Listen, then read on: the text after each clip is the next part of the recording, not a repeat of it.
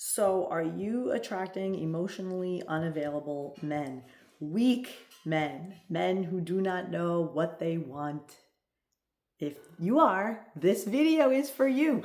I am Lisa, the Love Coach. I have a company called LoveQuest Coaching. You can find out more about that in the description below. I also offer a free love life assessment, also link provided in description, which you can check out and help yourself too. But let's get into the content because today this one is juicy. It is about attracting unavailable men, emotionally unavailable men. It's infuriating.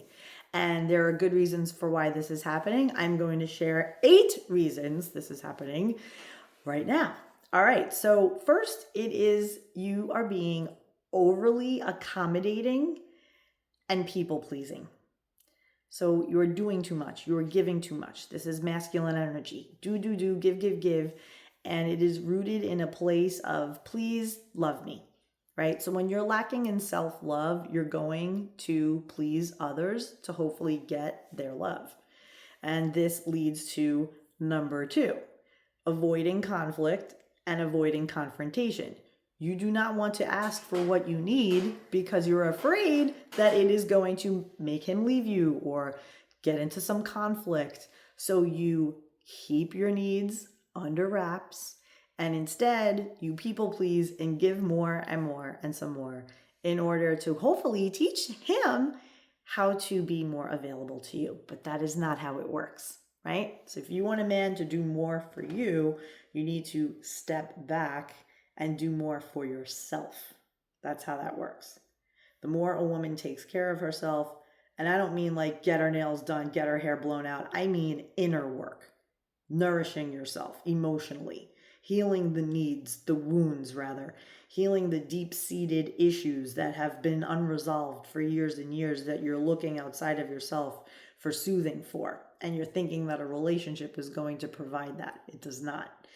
The third thing is leading right into this, seeking validation, seeking approval. So when you're looking for love, validation, to be seen, to be heard outside of the self, you're always going to attract emotionally unavailable people. It is not until you become emotionally available to yourself, which is what I teach, that then you're able to attract men who are true leaders, masculine men with their mind, with their soul, everything in alignment. These people know who they are, they believe in themselves, they have a clear path for what they want their future to be like, and they want you to be a part of that future and help them create it together with your input, with your ideas.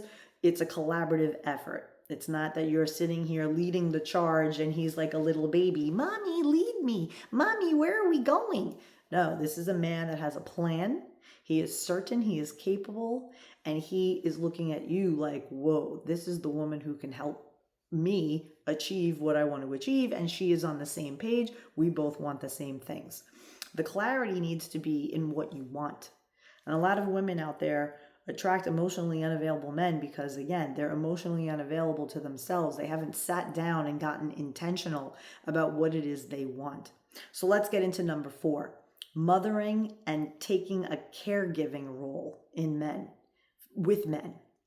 Okay, so this is the girl who will clean her boyfriend's apartment. It's your boyfriend. You don't clean, you clean up after yourself when you're there, meaning you're respectful of his space. If you use a glass, you wash the glass, you put it in the dishwasher. You don't leave your shoes on the floor. You have a corner, you put your things in a corner. You respect his space. You don't bring mess, you don't add mess. But you're not coming over to his house on a Saturday morning and cleaning his entire apartment or his condo, his house, whatever his living arrangement is. Right? This is no.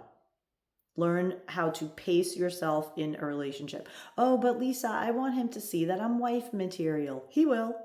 He will, based on how you keep your space. Have him over, right?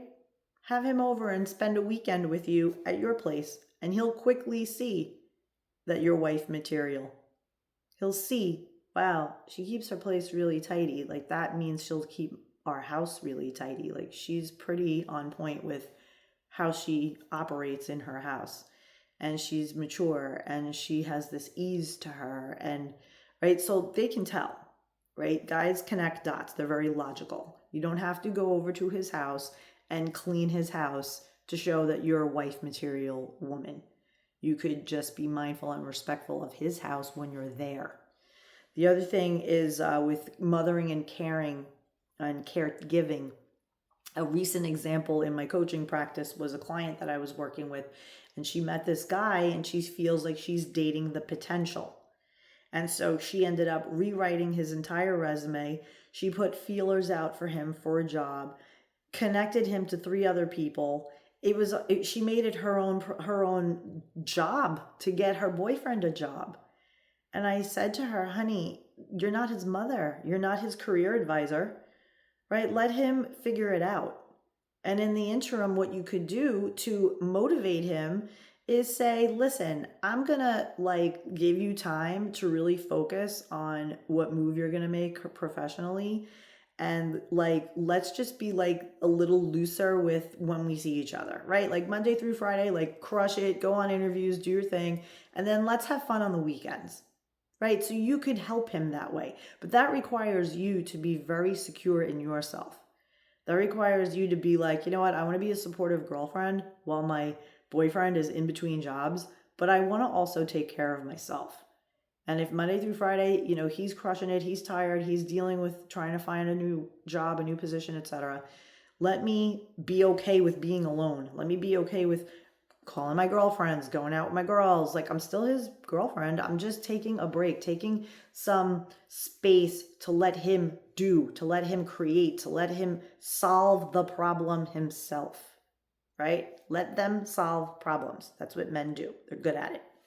They don't need mommy, helicopter girlfriend hovering, right? Because you're doing this out of your own insecurity. You're doing this because in your mind, you're like, oh my God, if he doesn't get another job, and then I'm never going to get married, and he's not going to be able to propose to me because he's not going to have money, and and you're all up in your anxiety. You're all up in this, be emotionally available to you. Take a minute. How do I feel right now? Ask yourself. Ooh, I feel nervous. What do you feel nervous about? I feel nervous because my boyfriend lost his job 2 weeks ago and he's kind of down in the dumps and I don't know if he's going to find another one. How true is that? Of course he's going to find another job. I know, but I want to help him because I don't want this to delay and I want to get married. Oh, so this is about you wanting to get married. You see, call yourself out on your own bullshit, right? Or life coach. That's what we do. We help you to take your thoughts and your situational thinking and really look at it. Because a lot of times people are getting nervous over nothing. Right? So the other thing is number 5, chasing the bad boy.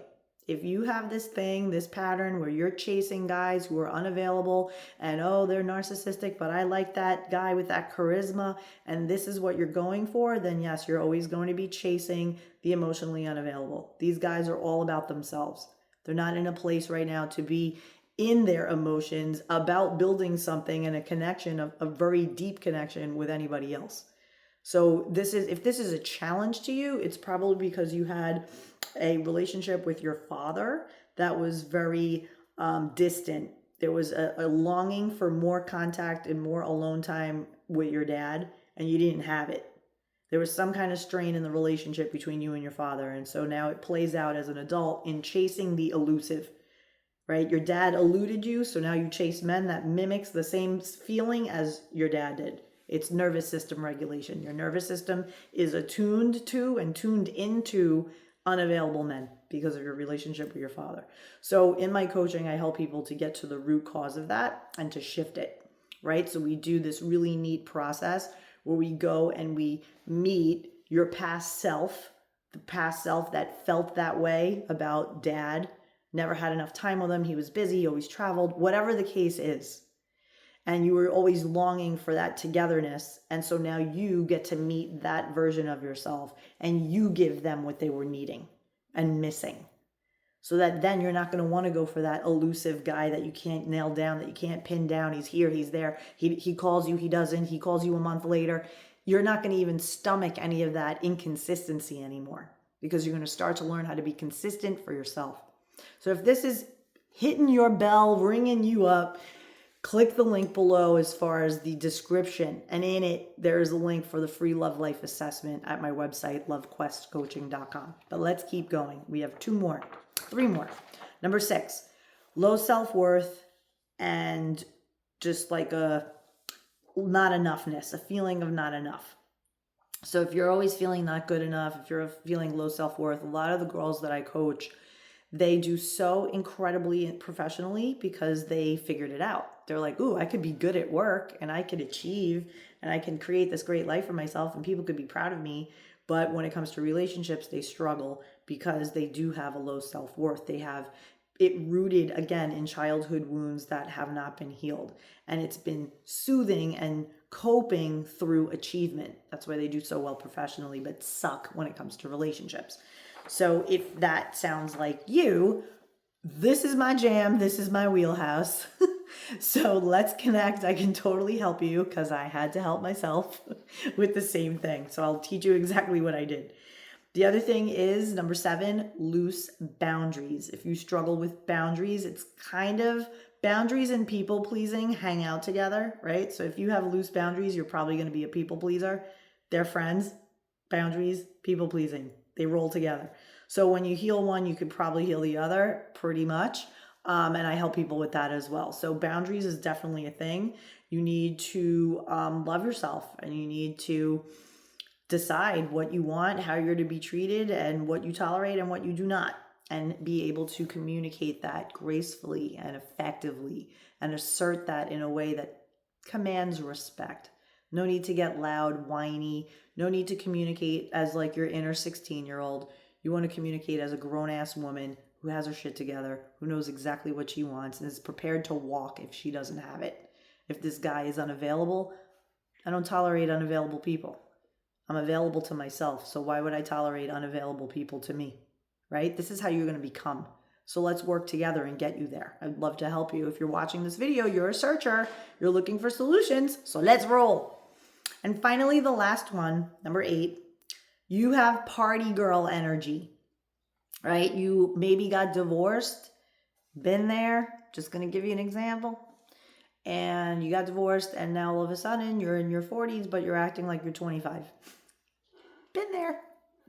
So that is going to lead to attracting unavailable men, right? This party girl energy, casual, everything's very casual. La la la, fun girl, but nothing really serious. So they're not going to take you seriously.